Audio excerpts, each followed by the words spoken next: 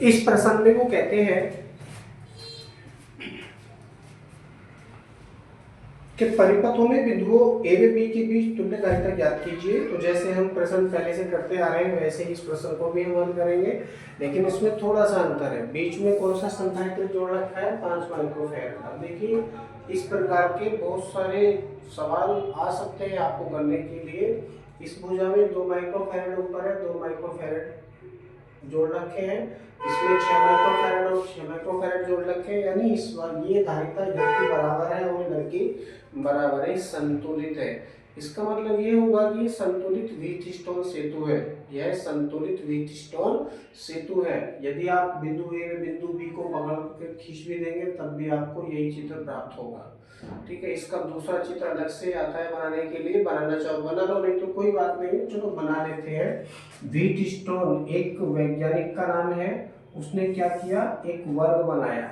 वर्ग होता है जिसकी चारों भुजाएं बराबर होती है, उसे वर्ग कहते हैं। चारों भुजाएं बराबर उसे वर्ग कहते हैं। तो क्या किया उन्होंने, चारों भुजाओं में एक एक प्रतिरोध लगा दिया। अब यहाँ पर केवल संधारित्र की बात करी है तो केवल संधारित्र लगाएंगे प्रत्येक भुजा में। प्रत्येक भुजा में हमने संधारित्र लगा दिया है। अब बीच में जो संधारित्र है वो 5 माइक्रोफैराड का इन्होंने जोड़ा है। यहाँ पर ये धारिता है हमारे पास में 2 माइक्रोफैराड, ये धारिता भी 2 माइक्रोफैराड है, ये धारिता हमारे पास में 6 माइक्रोफैराड है और ये धारिता हमारे पास में 6 माइक्रोफैराड है। अब जरा ध्यान देंगे, ये बिंदु आपका ए हो जाता है, ये बिंदु आपका बी हो जाता है। बिंदु ए व बी दोनों चित्र बिल्कुल समान आपको प्रतीत हो रहे हैं। ये 2 है, ये 2 है, ये 6 है, ये 6 है। अब उसमें क्या सिद्ध होकर आता था, P/Q इक्वल टू R/S आता था। P/Q इक्वल टू R/S ये आता था प्रतिरोधों के लिए। व्हीटस्टोन सेतु के संतुलित होने की शर्त थी कि लेफ्ट वाले जो पोर्शन आपका बन रहा है, इस पोर्शन के प्रतिरोधों का अनुपात दूसरे पोर्शन के प्रतिरोधों के अनुपात के बराबर होता है, तो ये संतुलित माना जाएगा। संतुलित होने के साथ साथ जो बीच वाली धारिता है वो प्रभावहीन होगी। क्यों होगी, क्योंकि इसमें किसी प्रकार की कोई भी धारा नहीं होगी। तो क्या करेंगे, इसको नाम दे देंगे C1, इसको नाम दे देंगे C2, इसको नाम दे देंगे C3, इसको नाम दे देंगे C4। इसी प्रकार से क्या क्या नाम दिए, मैंने एक को C1 C2 नाम दिया है, ऊपर है तो ऊपर वाले को C1, नीचे वाले को C2। इसी प्रकार से ये संधारित्र आपका ऊपर है, इसको C3 नाम देंगे ऊपर वाले को, इसको C4 नाम देंगे, और बीच में जो संधारित्र है आपका ये इसको C5 नाम आप दे दीजिए, C5। ठीक है, अब हम देखते हैं क्या प्राप्त होगा। C1/C2 धारिताओं का अनुपात बराबर C3/C4। संतुलित होने के लिए हम देखते हैं तो 2/2 इक्वल टू 6/6। काटेंगे तो ये एक बार कटेगा और ये भी एक बार कटेगा, यानी 1:1। धारिताएं दोनों तरफ की बिल्कुल बराबर आ रही है। धारिताएं दोनों तरफ की बिल्कुल बराबर आ रही है। दोनों तरफ की धारिताएं बराबर होने का अर्थ ये है कि यह एक संतुलित व्हीटस्टोन सेतु है। यह एक संतुलित व्हीटस्टोन सेतु है। अतः बीच वाली धारिता प्रभावहीन होगी या उसमें किसी प्रकार की कोई धारा नहीं होगी। तो लिखेंगे चित्र में, दिया गया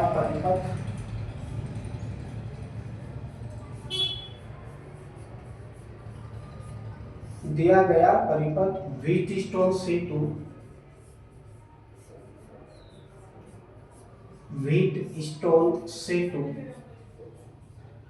के तुल्य है।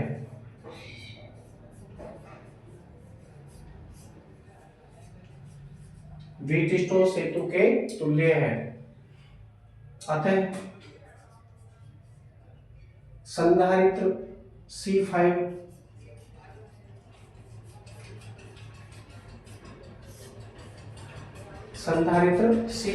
प्रभावहीन होगा।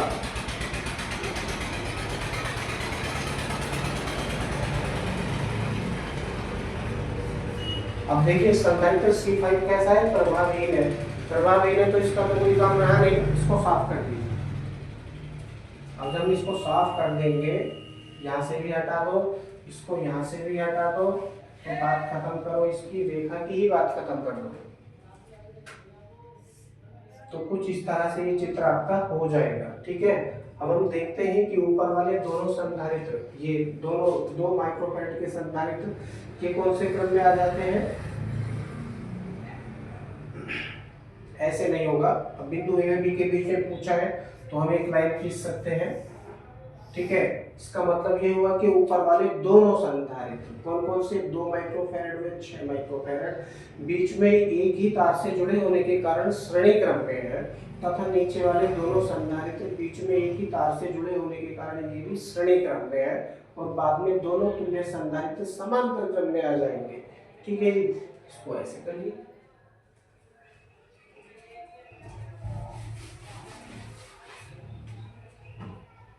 संधारित्र कौन कौन से हैं, C1 व C3, C1 व C3 कौन से क्रम में है, श्रेणी क्रम में है।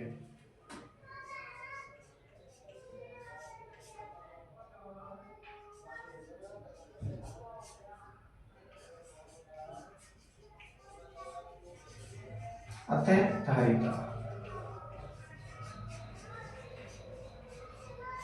अतः धारिता कितनी हो जाएगी, देखते हैं। 1/c equal to 1/2, directly value रख रहा हूँ 1/6 करेंगे तो प्राप्त होगा 1/c इक्वल टू 6 एलसीएम आ गया, 2 से कटेगा 3 बार, 6 से कटेगा 1 बार, पलट लीजिए तो हो जाएगा c इक्वल टू 6/3 और 1 4, 3 और 1 4, काटेंगे तो कितना आएगा 3/2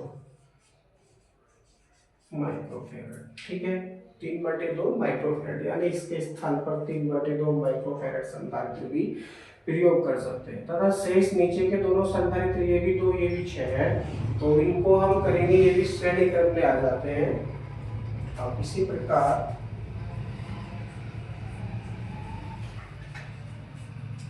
प्रकार संधारित्र C2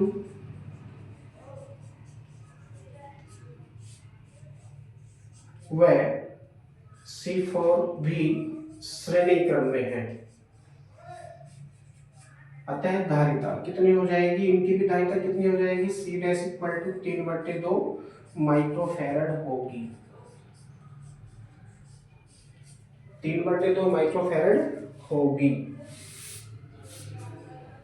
ठीक है, अब ये दोनों तुल्य संधारित्र हमारे पास में बन चुके हैं। तुल्य संधारित्र दोनों अलग अलग तार से जुड़े होने के कारण कौन से क्रम में आ जाते हैं, समांतर क्रम में आ जाते हैं। तो चित्र इस तरह से बनेगा इनका।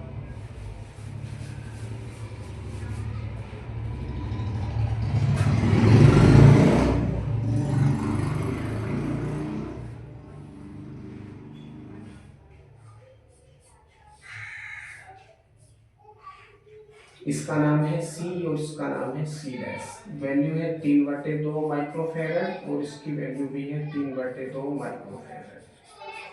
तो लिखेंगे अब तुल्य संधारित्र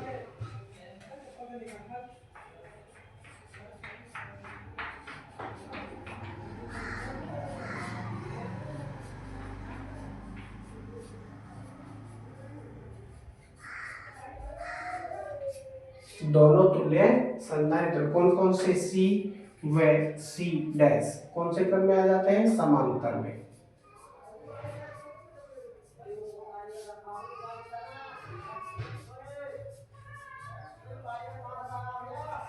समांतर क्रम में है। अतः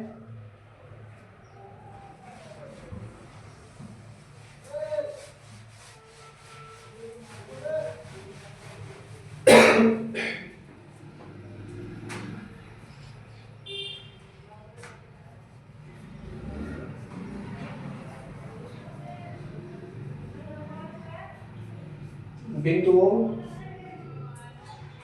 ए व बी के बीच तुल्य धारिता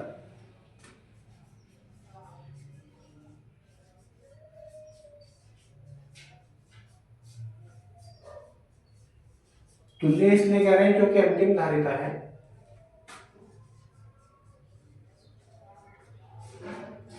हो जाएगा सी डबल डैश, क्योंकि सी डैश के बाद तो सी डबल डैश ही आएगा। C double dash equal to 3/2 plus 3/2, मतलब डेढ़ ये है, डेढ़ ये कितना हो गया 3 हो गया, डेढ़ दूनी 3 माइक्रोफेरेड। ये आपका आंसर आ जाता है, यानी क्वेश्चन ए आपका यहाँ आकर कंप्लीट हो जाता है। इसी में क्वेश्चन बी है, क्वेश्चन बी भी इसी प्रकार का है, इसको हम कर लेते हैं।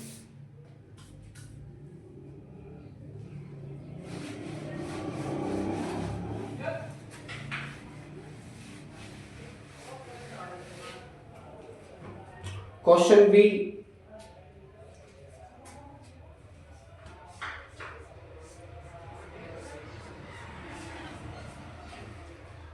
चार संधारित्र जोड़े हैं एक लाइन में, कितने हैं 1 2 3 4 ही संधारित्र हैं। ऊपर सी जोड़ा है इन्होंने यहाँ कुछ ऐसे करके, और इन्होंने फिर ये सी जोड़ा है यहाँ कुछ इस तरह से करके। वैल्यू है इनकी सी सी सी सी और ये है 2C, बाद वाली तालिका है 2C। बिंदु ए में भी इन्होंने नाम दिया है, ये बिंदु क्या आ जाता है, बिंदु बी आ जाता है, ये बिंदु कौन सा है, ए हो जाता है। अब जरा देखिए सेम है भैया, C/C इक्वल टू C/C, तुल्य संधारित्र, ये संतुलित वेचिस्टोन सेतु के तुल्य है, जिसमें बीच वाली धारिता प्रभावहीन होगी। बीच वाली धारिता कैसी होगी, प्रभावहीन होगी। ठीक है, 2C को हम बाद में एडजस्ट करने का प्रयास करेंगे, क्योंकि ये चित्र के बाहर है इसी में ही, लेकिन परिपथ के बाहर है, तो इसको सबसे आखिर में हम जोड़ेंगे।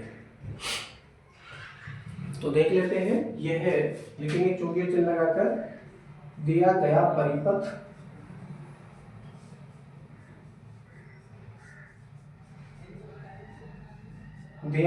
परिपथ संतुलित व्हीटस्टोन सेतु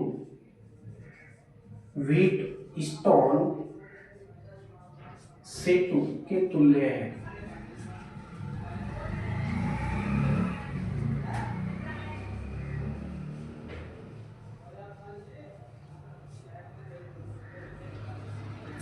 संतुलित व्हीटस्टोन सेतु के तुल्य है। अतः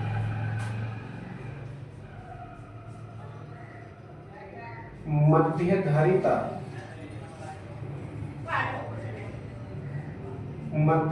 धारिता कौन सी, ये वाली मध्य धारिता, बिल्कुल बीचों बीच वाली मध्य धारिता प्रभावहीन होगी।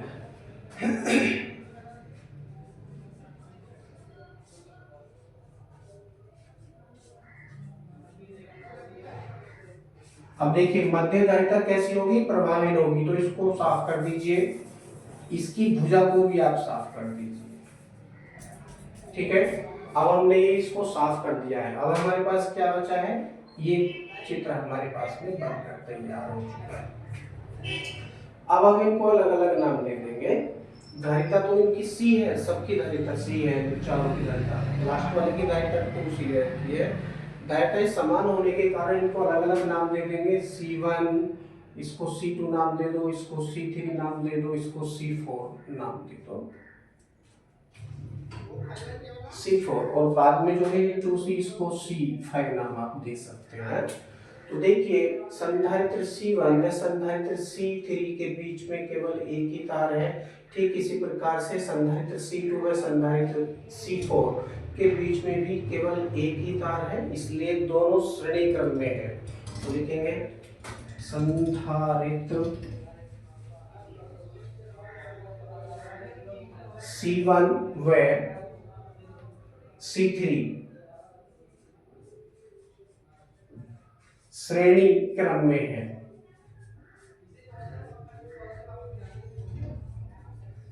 अतः धारिता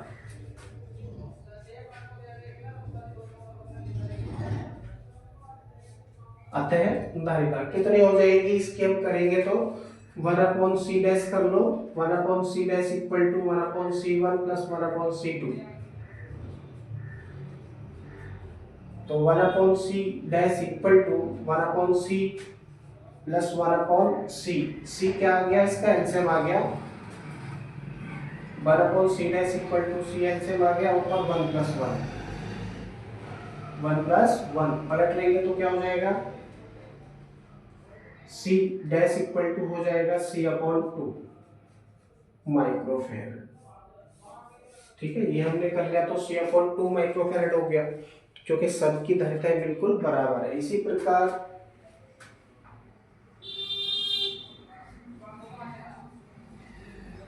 प्रकार नीचे वाले संधारित्र कौन से, C2 व C4।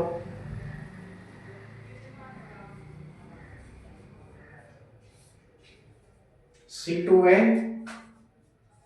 C4 भी श्रेणी क्रम में है, श्रेणी क्रम में है। अतः इनकी धारिता भी क्योंकि बराबर है तो इतनी होगी।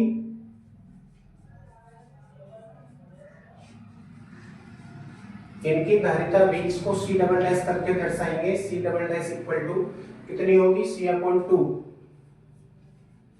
माइक्रोफेरेड ही होगी।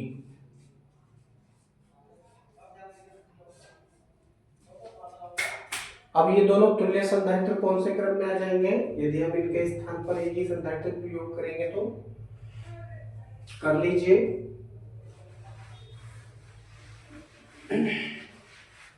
तो चित्र आपका कुछ इस तरह से हो जाएगा,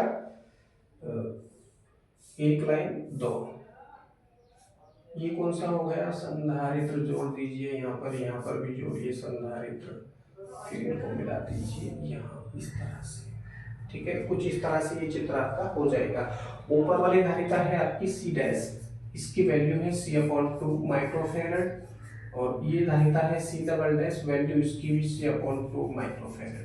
अब दोनों अलग अलग तार से जुड़े होने के कारण समांतर क्रम में है। देखेंगे अब दोनों संधारित्र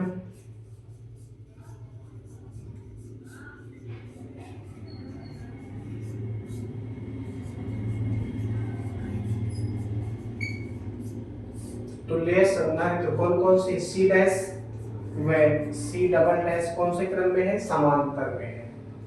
अलग अलग तार से जुड़ रहे हैं इसलिए समांतर क्रम में है।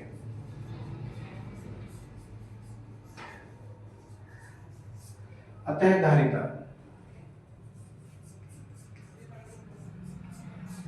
कितनी हो जाएगी, समांतर क्रम के लिए धारिता का सूत्र होता है C triple dash equal to C1 plus C2, यानी C/2 प्लस C/2। आधा ये कितना हो गया, 1 हो गया, यानी C triple dash equal to C, C triple dash equal to C, ये हो जाएगा। अब हम क्या करेंगे, इसको साफ कर देंगे और इसके स्थान पर अकेला C माइक्रोफेरेड का संधारित्र हम प्रयोग करेंगे। ये इसका नाम है C ट्रिपल डैश और वैल्यू है इसकी C। ठीक है जी। अब बीच में क्या है, केवल एक ही तार है। अब बीच में एक ही तार जुड़ा होने के कारण कौन से क्रम में आ जाते हैं, श्रेणी क्रम में। तो लिखेंगे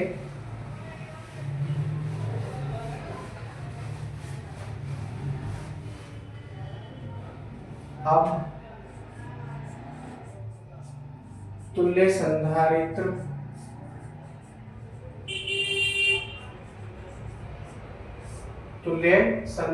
C ट्रिपल डैश व संधारित्र, और कौन सा बचा है आगे, C5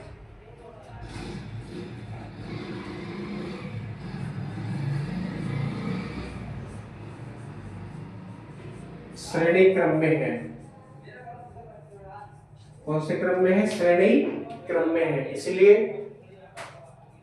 बिंदुओं A व B के बीच तुल्य धारिता, क्योंकि तुल्य धारिता हमें बतानी है, तो बिंदुओं A व B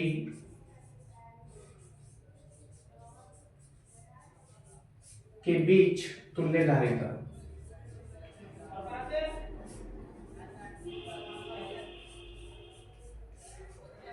समीकरण का सूत्र होता है 1/c 4 क्योंकि ट्रिपल डैश तक तो हम कर चुके, 4 आ गया equal to 1/c triple dash plus 1/c5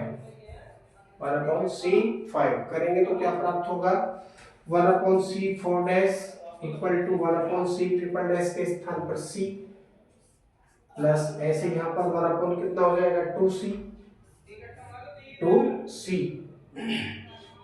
इसी को हम हल कर लेंगे तो 1/c 4 equal to 2c LCM हो गया। अब c से कटेगा केवल c बचेगा 2 से गुणा करेंगे ऊपर तो 2c से कटेगा एक बार 1 तो कितना हो गया ये 1/c 4 इक्वल टू 3/2c। याद करके आप इसको लिखिए, पलट लीजिए क्योंकि वैल्यू आपको c 4 की याद करनी है। c 4 इक्वल टू क्या हो जाएगा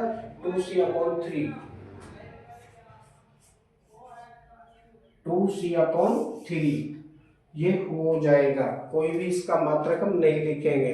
क्यों नहीं लिखेंगे? क्योंकि केवल सी धारिता इनकी दे रखी थी, कोई मात्रक नहीं दे रखा था। मात्रक दे रखा होता तो हम मात्रक यहाँ पर शो करते, लेकिन कोई मात्रक नहीं है, इसलिए यही आपका आंसर है। मात्रक नहीं लिखेंगे। ठीक है, यहाँ पर आने के पश्चात ये प्रश्न आपका कंप्लीट हो जाता है। बाकी प्रश्न आपके अगले वीडियो में